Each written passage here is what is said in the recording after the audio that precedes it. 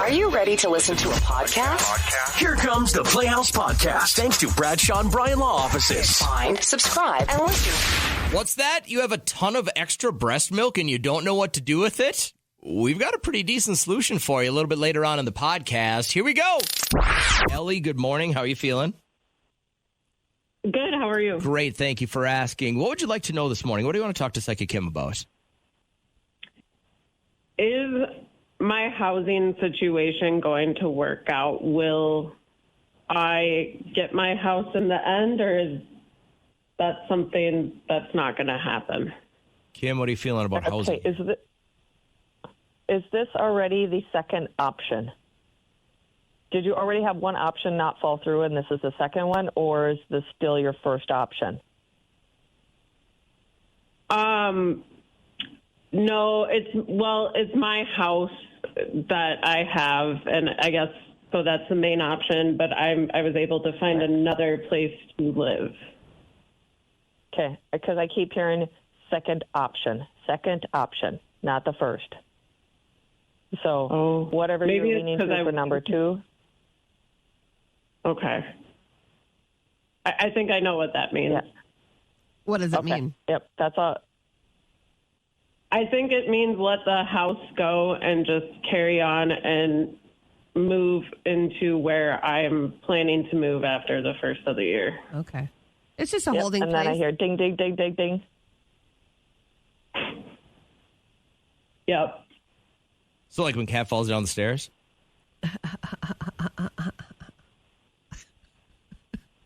We got people Hello? on. What's going on? Microphone on. All right, Ellie. Hey, thanks for checking in. I hope you have a great morning. Hey, Merry Christmas. Okay, bye. All right, thank you. Yeah, you're very, very welcome. You want to roll the dice with one more, Kat? Yeah, Kim, you up for it? One more? Yep. Hey, good morning. How are you? I'm good. How are you guys? Great, thank you. First name? Aaron. Aaron, got Psychic Kim. What would you like to talk about? So my brother passed away this past night, and it was very sudden from a very rare form of arthritis. And I just want to know if I share the same thing as him. Oh, okay. This is a really valid question. So what are you feeling here, Kim? No, but that doesn't mean you need to not take it serious. And I do feel getting hit with like inflammation, and I got mucus building up in the back of my throat and nasal. So I know that. Look at your allergens. Look at stress. I get pulled to feeling weighted down. So I know that you really have to pay attention to stress, whether that's physically, mentally, spiritually. The body perceives stress as the same. So pay attention to your stress in life because it can act similar feelings to that, but it's not the actual like gene mutation form or anything like that. It's just more so like you know that because you already know that your kind of hypersensitivity awareness is there. So then you're going to be like, oh my gosh, I have a pain. I must have that. So then you can get your mind psyched out. And there's like, do not get your mind psyched out. Literally be like, oh, okay. Like I have inflammation in my body. I got to start taking care of myself. Okay. Okay. Does that help, Aaron? Yep. All right. Well, hey, have a great morning. Appreciate it. Kim, Kat wanted to ask a question off the air, but I thought it was valid that people heard this answer. She wanted to know, like, when she's alone at home, like, can past relatives see what she's doing? I sure hope not. Please stop laughing. Are you talking about in the shower time? Yeah, exactly. I don't do anything in the shower. We know you're lying now. All right. Can people get gift cards to see you? And They can't wait. You're telling me past relatives can see when you're being We're not talking. solo naughty. Yeah. What If they stick around for the show, like I would be like, I respect you enough. I'm going to look this way. Yeah, they're your relatives. Get what you got to do done. but you know. But they're not literally watching it. It's like their vibrations there. What they see and what we see on our side is different. They're feeling vibrations. So if you're not Cat feeling too. loved or if you're feeling like you're scared, they're going to be there. It's not like they're sitting there like watching the act, but they're there. Yeah. It's a difference. I'm not scared. Are you scared when you're doing that? Good morning, Dawn. How you feeling? Good morning. Feeling great. Thank you. Now, we talked a little bit off the air to find out what you wanted to talk to Psychic Kim about. And can you tell Kim, what you told us? This has to do with your 7-year-old, right? Yes. Recently, my 7-year-old daughter has been telling me that she feels like she's being watched. And she can't really explain what it is, or she doesn't see anything, but she just feels like she's being watched. And I had a very similar feeling when I was around her age. And I recently, within the past, I would say probably 2 years, had a spirit guide reading and ended up finding out why that feeling, I might have been feeling that feeling, but I'm wondering as if she has something similar to what they told me. And if you guys would like to know, I can tell you that too. Let's hear what Kim has to say first. Yep. First off, what I'm feeling is that she's very intuitive. So sometimes when people are more sensitive, almost like hypersensitive, hyper awareness, they could have something physically going on, or it's just that their intuition is really like trying to come out. So I'm feeling that she's just recognizing that she could feel, okay, this can sound odd, but you could feel your own energy. So there's that aspect. If you have to look at yourself, you're looking inwards. Sometimes it feels like you're looking at yourself. Other times it is your spirit guides trying to get your attention. And I'm laughing because there's one experience that's popping in my head that happened to my daughter. So I know that it's like her spirit guides are trying to get her attention because she's not recognizing something. She's not seeing within herself. There's some self-doubt that's starting to creep in, or some self-judgment. And this is like her intuition is almost guiding her into like, okay, look inwards, look at yourself. We're looking at you, but also I hear helping. They're also helping her along her journey. So it's not, I don't see anything bad energies, I'm not getting pulled to family members personally. There could be some passed over family members, but I hear that's not the ultimate case. It is literally her intuition, her energy, her spirit guides that she's actually hearing, seeing, feeling, all that good stuff to help her along her journey. But she's supposed to take that opportunity and then take a look at, like, what is she doing? What is she feeling at that moment? She's watching herself, is what you're saying? Yes. Yeah. Yep. So we do that. With what you were told, was yours similar? It wasn't sinister. It was more so guidance, or was yours sinister? Mine was, I'll keep it brief. My mom had a baby that was born the same day as me 10 years prior that she lost. Oh, wow. And I was told that my feeling was, so it would have been a brother, was my brother was always with me because we shared the bond of being born the same day. So yep, that's what mine was, but I wanted to make sure that she didn't, but she also has a heart condition. Okay. So that kind of resonates as to what Psychic Kim said a little bit more. So a different situation than me, but I just thought it was weird that I felt the same way since I was around the same age, but mine was a little bit different. Even any adult to feel like somebody is watching you is a very unsettling feeling, but as long as you can have that conversation, like I just talked to a psychic and she said that, it's all positive energy and just treat it like somebody that you love and is looking out for you is watching you instead of like that creepy feeling. All right. Well, this is good. This is very good. Thank you both, all of you very, very much. Welcome, Dawn. Have a great morning. I do what I can. I do what I can. Great job, Kat. You were really instrumental in her success on that one. Young Colton is with us this morning. Hey, Colton, how's it going? Hi, this is actually his dad. He went into the school. I just didn't want to hang up. Oh, no. He went in where? He went into the school. Oh, the school. I thought you said he had some stool. So with the question that we know he wanted to ask, what grade is he in? He's in 6th. He's 12. He's going to be 13 in a couple of weeks here.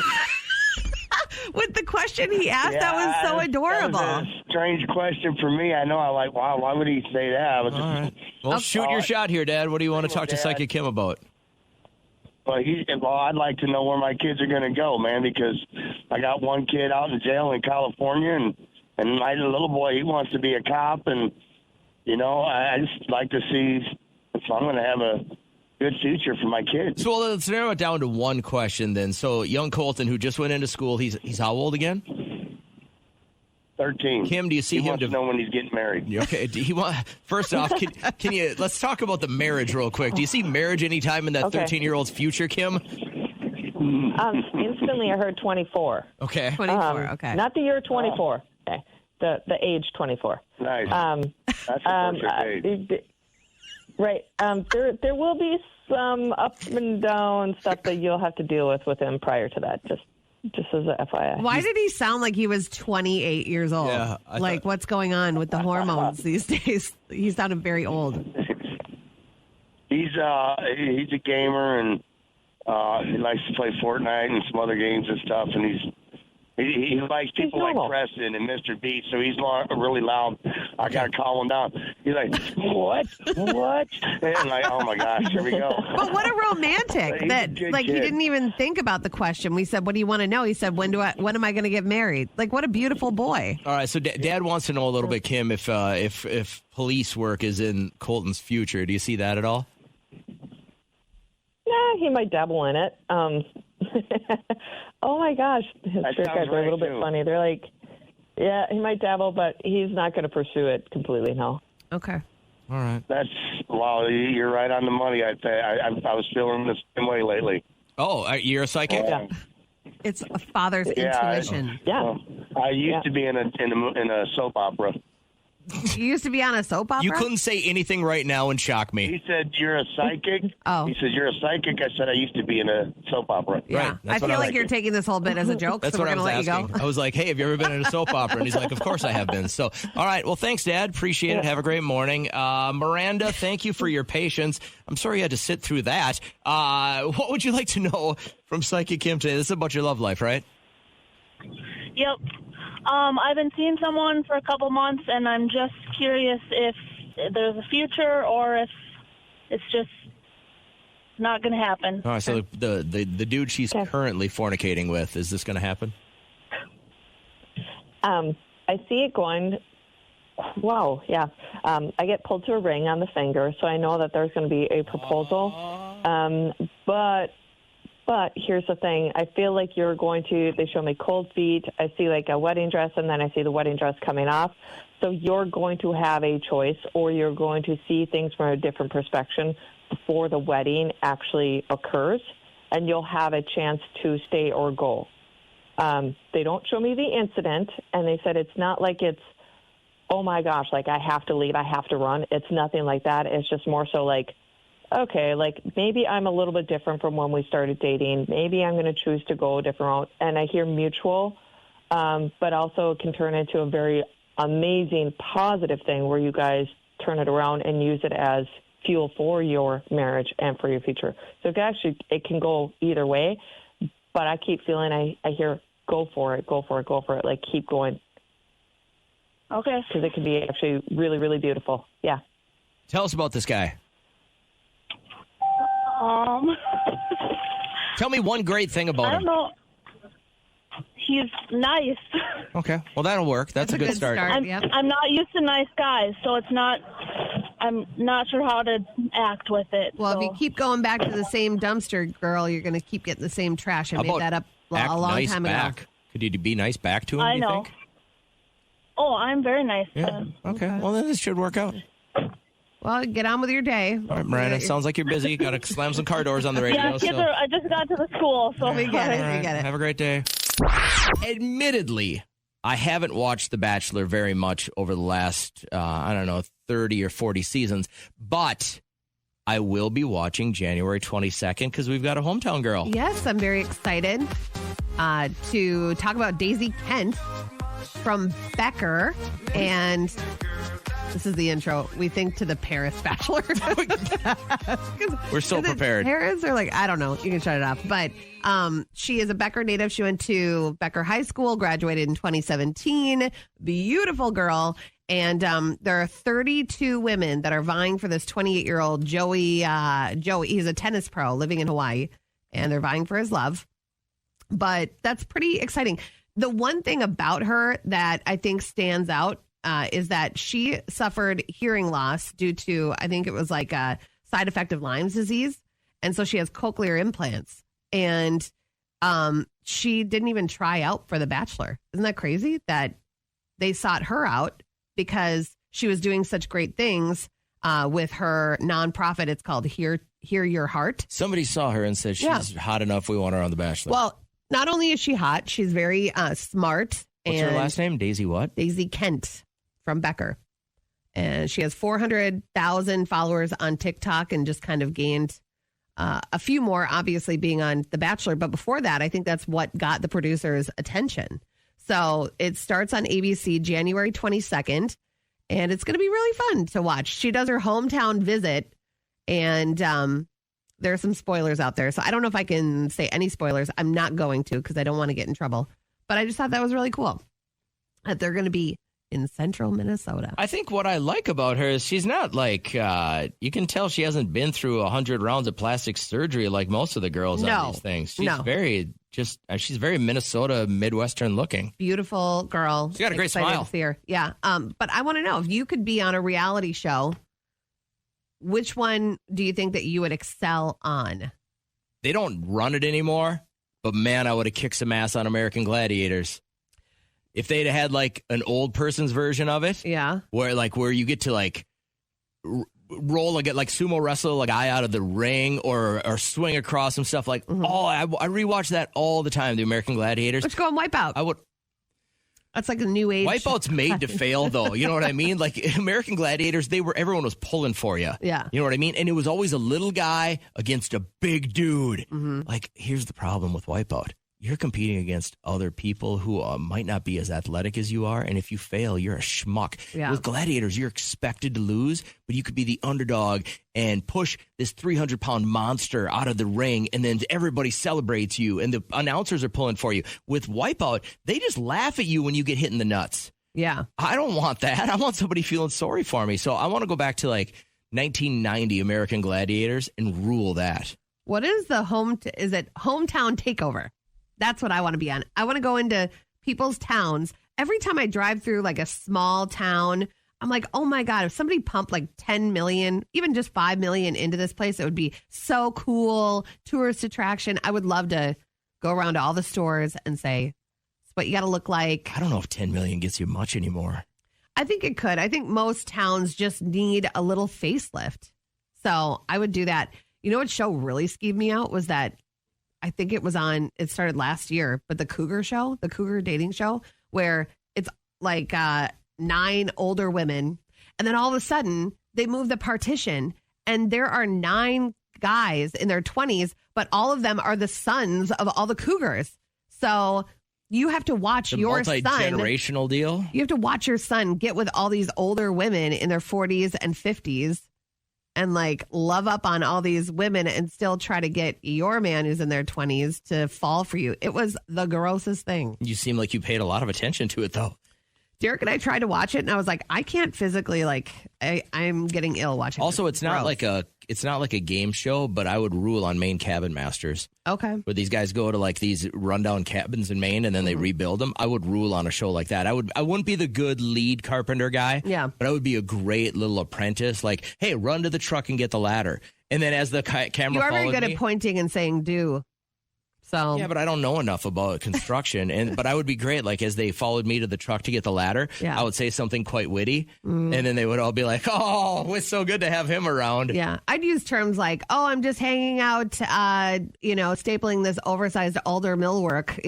I'd say stuff like You'd that. Squeeze in something to show your prowess, but really wouldn't know what's going on. Yeah, like as a female, if I bring my car in and there's a flat tire, I have to say, I think it's in the sidewall. It's not in the tread. I have to know the lingo, or they're going to take me for a ride. Where they go to you, I think it's just flat on the bottom, and you're like, okay. All right, whatever. No doubt about it, $5,000 cash could change your life. So why not be up in here in the live show Friday morning at 8:40 and get $5,000? It'll be our last live show of the year, so you should be here. In the meantime, let's get you back into the podcast. So, remember, it was like a couple of weeks ago when Serena Williams was talking about how she had a sunburn and she used her breast milk for her sunburn, and it has such amazing healing agents in it. She just did a video about how she had so much breast milk stored in her freezer. I'm really excited to donate some breast milk that I have left over for my trip in New York to people who really need it. So, it'll be anonymous, but super excited to just help. Wait, you can donate this like canned goods? Someone is getting next level prime athlete breast milk, and they won't ever know because it's anonymous. I was talking to my cousin Nina, who lives in just outside of San Francisco, on Monday, and she was talking to me about how she's coming home in 2 days, actually. And she's like, I have so much breast milk. Her son is 1.5 years and she wants to be done. She's like over it. And she has. What's his name? Pinta? Why? Oh, because she's a Nina and you're looking for a Santa Maria because you're hilarious. Whoa, I wasn't going there at all. Really? Anyway, no, his name is Roman, but they have like a deep freezer, an entire deep freezer where you would put a half a cow filled with milk. She was called an overproducer at the hospital. Oh, really? So I said you should donate it, and you can. Every single state has a website, and it's like a donation center. So I don't know if other people are looking and they have an overabundance of breast milk, but it's good if it's been in your freezer. It's good up to 12 months. So a lot of people can be helped by this. A lot of moms love the thought of having their kid have breast milk, and it doesn't matter if it's from somebody else. What's the screening process? So, okay, let's say you're at one of these distribution centers, and you drive up, you got a Yeti cooler of bags of breast milk, and right behind you is Serena Williams. Yeah. And she's got a Yeti cooler of breast milk. How do you, number one, know that there's nothing wrong with it? There's got to be a screening process? They got to take one of your bags, right, and go through it? The screening process that they have is the milk that's accepted by the donating mom. Not only do you have to have a blood test done when you drop it off, because they'll find any inconsistencies like in your blood. Doing meth or something, too? But the thing is, like, I would be worried because you don't know if somebody had, like, a ton of wine or whatever and then pumped and saved it. But then there's like a written application, phone interview. That does nothing for me. I would be a little nervous with that, but I'm sure they have a very good vetting system if it's in every single state. That would be my nervous point is, hey, my wife isn't producing. We want breast milk for our child. I go to this place. How do you know that it's good, high quality stuff? I think you just have to. And I'm sure they got it vetted out. I'm sure they do. I'm sure they have a process, right? I'm sure it's FDA governed and everything like that. I don't think they thaw out the milk, test it, and then freeze it again. I don't know if that is a route they go. They thaw part of the batch. I bet they do. I bet they have to. But yeah, let's say they thaw out the month of last January, and then they test the month of April, and they're different. Some has alcohol in it, some doesn't. I don't know. It's weird, but I'm just saying if you have pure breast milk and nothing to hide and you don't feel like you have any inconsistencies that they would find, head to mnmilkbank.org is the website I found. I just thought it was really interesting. I would also be interested to know how Serena Williams' breast milk differs from yours. I don't think. You know what I mean? I think it's just breast milk. Like, you don't think there's, because she's a, high-end, top-tier athlete, you don't think hers has any more minerals, proteins, anything else like that in it? It wouldn't be any different than another mom that has the same diet. So is it your breast milk's milk is your diet. Is completely reliant on your diet. So if you're a vegetarian, your breast milk is going to have a different makeup than if somebody's on a carnivore diet. Absolutely. Anything that goes into your body goes into the baby through absorption of the milk. So not all breast milk has the same amount of nutrients. Right. And they do say you have to get a lot of protein. I remember when I was out of the hospital, I was pumping a lot. And I remember taking a shower and I'm like, I have to sit down in the shower because I felt like I was going to pass out. I really didn't eat a ton that morning. And then the nurse on the phone, because Derek's like, oh my God, I'm going to call the nurse line. And she's like, make her a peanut butter sandwich and get her some bacon or whatever. Oh, you want an instant jump in that glycogen right away. It was, and it really did help. It was something weird like that they knew what to give us. But how did your wife's breast milk taste when you tried it? It wasn't horrible, but it was like tangy. You know what I mean? Like it was, it wasn't great. Like I hear about people putting it in, like bodybuilders especially, putting it into like smoothies and shakes and stuff like that just for the extra nutrition. Man, I'm about another scoop of protein powder instead of that stuff. It just didn't. There's nothing more natural than a woman's breast milk. I know babies don't have a palate for anything else. And that's their first taste. Just a little sweetener. You got to remember, along the line, by the time I tasted my wife's breast milk, I had filet mignon, I had Haagen-Dazs, I had some other really amazing things that had influenced my taste buds. So that just wasn't that great. But that would be really interesting, rolling up and having somebody else's milk. I'm reading if milk donors are paid. They cover the cost of everything that this company does. So interesting stuff. What's the website again? mnmilkbank.org. And they get paid to do this, right? Like you get paid to drop yours off? No, that's what I was just reading. Oh, are milk donors paid? No, Oh, they're not. really? There's no financial reimbursement, but it's hard to explain as a woman. If I know I'm helping out another woman's baby, it's kind of priceless. And then you don't have to do anything. You don't have to pay for the screening. You just drop your milk off. And then if they decide to pass it along to somebody that needs it, then that's their... This helping other people without getting paid stuff, we have to stop this. It's a good feeling. This is where our country went wrong, is when we started going, I'm going to help you without compensation. When that happens, everybody suffers. What's trending? What's trending? My trending question for you, and I want you to start thinking of what your best year was for you, that you had like the best birthday. All right. So Bradley Cooper, who just turned 49 or will in a few weeks, talks about his favorite birthday memory. We used to have birthdays at McDonald's when I was growing up. Oh yeah, that was a big thing. Yeah. But I remember really enjoying those McDonald's birthdays. We would get Big Macs and we would go on our way to the Jersey Shore. I just loved the little trays with the party. They would come in boxes. Like every kid would have little party box that you would then eat all your stuff in. You were not expecting that answer. Well, I don't know what it says. I had to go back to 8 years old to tell you my favorite. I wonder when it started that you just had to really step it up. Like, I would have Liam's birthday parties at home, but then I'd like hire a bounce house. You know, I didn't have to. I didn't care. I could have put the sprinkler on and just had some pizza and some ice cream. But then, you know, some people go crazy with their birthdays. I would say McDonald's, we definitely had several birthdays there, but we had a place in, oh my God, what is it called? It's the Malt Shop in St. Paul.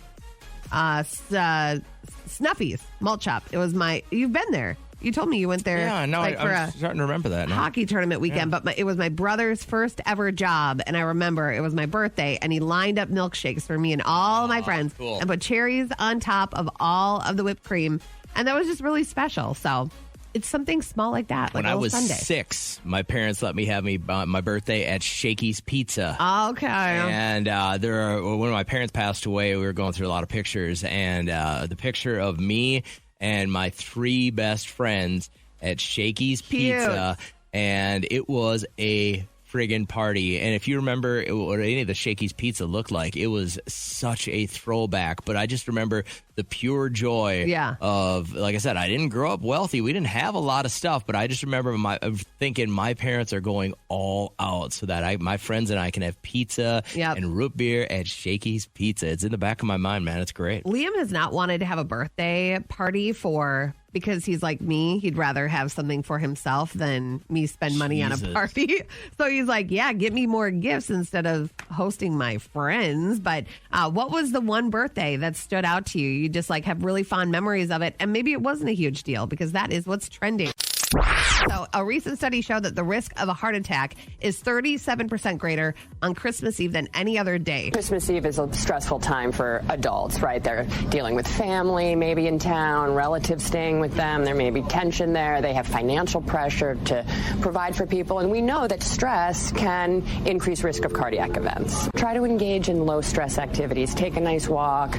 Try to do some deep breathing. Relax. Sit on the couch with your family. Light a fire. And just, How horrible is your family if you've got a 33% chance more to have a heart attack because they're around? Some people have crazy families. I talked to my mom last night. She goes, our family is really boring. I go, I know. We got to zhuzh it up with like some games. But that's not stressful. I'm not stressed out at all. But some people have those families where people just want to cause drama. 3:18, by the way, Christmas Day, 3:18 p.m. is when families start to fight. So just kind of avoid that time. Go for a little drive. Go to Quick Trip. The Playhouse Podcast is made possible thanks to Bradshaw and Bryan Law Offices. Catch the live show weekdays from 5:30 to 9 on 104.7 KCLD. Now, share this with a friend.